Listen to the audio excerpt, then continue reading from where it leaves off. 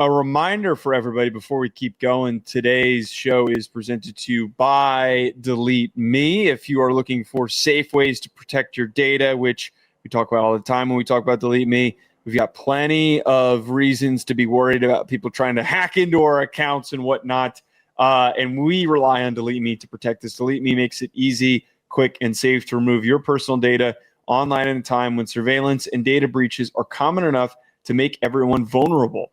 Data brokers make a profit off of your data. Your data is a commodity. Anyone on the web can buy your private details. This can lead to identity theft, phishing attempts, and harassment. But now you can protect your privacy with Delete Me. What do data brokers do? Your name, contact info, social security number, home address, even information about your family members could all be compiled by data brokers and sold online. Take control of your data and keep your private life private by signing up for Delete Me. Now at a discounted rate. Get 20% off your Delete Me plan when you go join deleteme.com/pro and use promo code PRO at checkout. The only way you can get 20% off is to join deleteme.com/pro and enter code PRO at checkout. It's join deleteme.com/pro, code PRO. Sean, we got to talk about Jaxson Dart. Oh, can't wait. Everyone's talking about Jaxson Dart. And is this hype real is the question that we are going. Oh, it's so real, Joe. I know. Hold on. It's real. By the way, tell Chance to settle down. I stopped responding to him. He was texting me. He texted me individually and sending me like a million messages, and I don't have time for this on Sunday. He's such a girl. He's looking for the next city boy quarterback in New York. Of course he loves Jaxson Dart. Look, he's the first quarterback in 23 seasons to win his first career start against a team that was 3-0 or better. He's the first, or they are now the first 0-3 team to beat a 3-0 team in 17 years.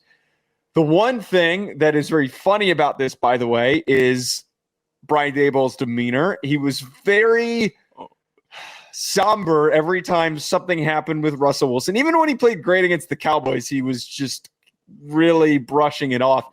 Now all of a sudden Jaxson Dart's out there, and it's like a changed man. It's like the side chick is now the main girlfriend. In everything's flowers are blooming. You got the rose-colored glasses on. Dart statistically didn't do anything that was wowing, but I think that every Giants fan should feel extremely justified in being excited about the future of this team. And the reason for it is that the kid has freaking grit. The kid is tough as shit. A lot of times where he just barreled through contact. They don't have any receivers right now. They can't throw the ball. Neighbors went out of the game, and he still finishes the second leading receiver in this game. Darius Slayton's not getting open. Darius Slayton's not doing anything. Hey, he had a big 3-catch, 44-yard day. They don't have any options. They had to run the ball against one of the best defenses so far in the NFL, one of the best red zone defenses in the NFL. A situation that the Giants have struggled in, which is producing in the red zone, they suddenly were productive. Him and Cam Scattaboo are providing a very different energy for this team.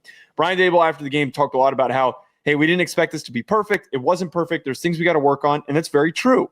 I think that's a pretty good foundation for the situation that they stepped into. He's got to improve on timing and touch on a couple of things, but I feel that's a very solid first start for what they stepped into. You know what I like about this Giants team and about Jaxson Dart is it was scoreless in the fourth quarter, and he didn't give the game away. He didn't throw a pick that just put Los Angeles in a position to kick an easy field goal or to score a touchdown. He didn't do that. And the defense was good enough to hold the Los Angeles Chargers, who are humming. Justin Herbert has been mentioned as like an MVP candidate, and he loses to Jaxson Dart. Oh, it's not because Jaxson Dart outdueled him. It's because the Giants and their defense were so good. So you have a good defense.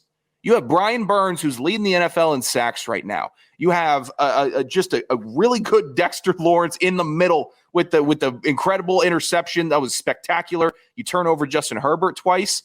That's all Jaxson Dart needs. That's all a young quarterback needs is a running back like Scattaboo who is hungry, wants to run through people's effing faces and get first downs. And then it's just me and my receivers. Let me and my receivers figure it out for the rest of the year. I bet they do. I bet they do because you can rely on a defense that can hold. You can rely on a defense that's not going to make him need to pass every single time, even if they're down. It's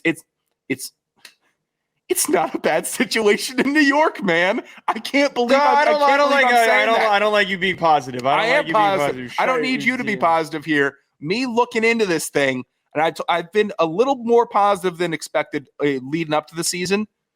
He's got something about him. I thought that he was going to be frat boy stupid on the field. I thought it was going to be I'm reckless, this and that. It's not. It's like quirked up tough. This is the whole thing that I said where I think it got misconstrued with how I evaluated him.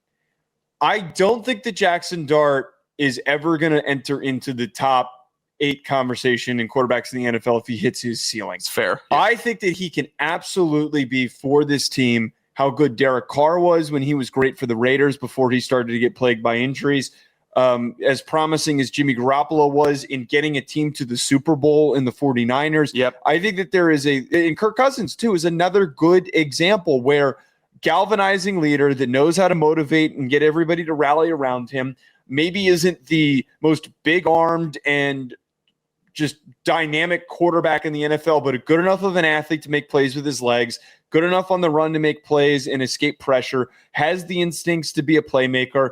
If he ends up being a guy that is a 3,500-yard passer, 4,000-yard passer, somewhere in that range at his upper ceiling, and he throws for 25 touchdowns every single year, and they're able to get Neighbors back and some other receivers, there is a legitimate chance for this team to be redeemed. And I know that this is kind of crazy, and I was pitching that, Brian Daboll's done and he's cooked and he's going to be completely out of there. Yeah. If this team is able to do what they did against the Chargers, and by the way, I freaking said this in the offseason and I was dismissed, that this defense was good enough that they could eke out a defensive win like they did against the Chargers, where Abdul Carter and Brian Burns and Kayvon Thibodeau and Dexter Lawrence were freaking all over Justin Herbert and Dart doing just enough. There is a legitimate path for this team to winning 7 games and Brian Daboll keeping his job. It's extremely possible. Oh, yeah. Brian Daboll, I think that hug at the end of the game said, "You bought me 13. And if we win a couple more, you bought me another year, kid." I literally He'll watched get till the end of the year just because of that game, I bet you. I think so also. And they're going to beat the Saints. I watched Brian Daboll in real time hitch his wagon to that horse of Jaxson Dart. And if I'm Jaxson Dart, you know who I'm doing and who I'm trying to emulate if I'm him? They're not exactly the same player. But if I'm Jaxson Dart, I want to learn how to be Baker Mayfield. That's who I want to learn how to be. I don't think he'll ever be Baker. I'm sorry to do that. They both came in with bravado. Actually, wait, I'm cutting you off. How is that possible? I'm cutting you off. This is my problem with Jaxson, the whole Jaxson Dart narrative and conversation. I am very happy and optimistic about what Jaxson Dart did. Sure. But he did something really good, and now we're throwing these outlandish, insane projections for him. Just let the kid play. I'm going to let the kid play. He needs to learn how to play like Baker, though, because Baker is going to be the prototype for how he wants to succeed. Baker has a much bigger arm than Jaxson Dart does. And Jaxson Dart's a different type of athlete than Baker is. Baker selects to run at the perfect times, though. Baker gets the first downs with his legs at the perfect times, and he makes gutsy arm plays when it matters. That's who he needs to learn how to be. Baker can complete a 15-yard pass every time. That's who he needs to be. I don't need Jaxson Dart trying to be Mahomes. I don't need him trying to be Josh Allen just because they're both big and can run. This is my whole point. I don't want him to try to be any of those things. You can build a solid roster around him and him be Kirk Cousins, and this team eventually become a 12-win team on a consistent basis. He's not doable. He's not a Kirk Cousins, though. Kirk Cousins doesn't play with balls. Kirk Cousins yeah. You didn't think, okay, I know that you've got such disdain for Kirk Cousins because of the version that the Atlanta Falcons I don't even acknowledge him. I'm not talking about him in Atlanta because that's like the old man football. I'm talking about in Minnesota in his prime, he still didn't play with balls. He still just played complete check down Kirk Cousins football, make sure I complete my passes. I agree with that. I thought that he had some ballsy plays that he made, but he understood how to play within my whole point is that Dart understood in this game and eventually could understand how to play within the confines of his skill set. He did that tremendously well at Ole Miss. Like, in all seriousness, that was the one thing that I thought stood out a lot for him is he understood how to play within the confines of the offense, and he knew how to effectively set up his playmakers to succeed. It was very point guard-esque. The problem that ended up hurting him is that he struggled a lot moving from that initial read to the secondary read, which he didn't have a lot of that in this game because he wasn't really asked to throw the ball very much. think he had 20 passing attempts.